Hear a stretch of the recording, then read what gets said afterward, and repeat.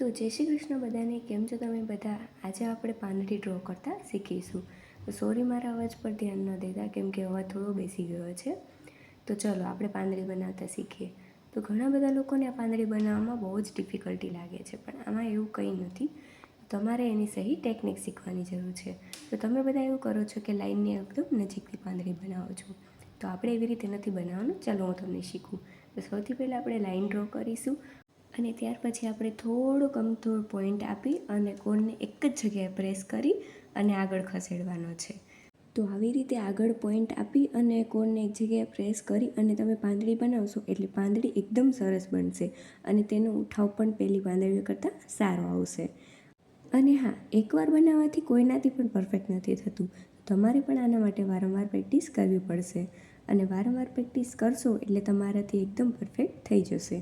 તો મારી આ ટેકનિક તમને કેવી લાગી કમેન્ટમાં જરૂર કહેજો. વિડીયો ગમ્યો હોય તો લાઇક, શેર અને ફોલો કરી દેજો. મળીએ નેક્સ્ટ વિડીયોમાં.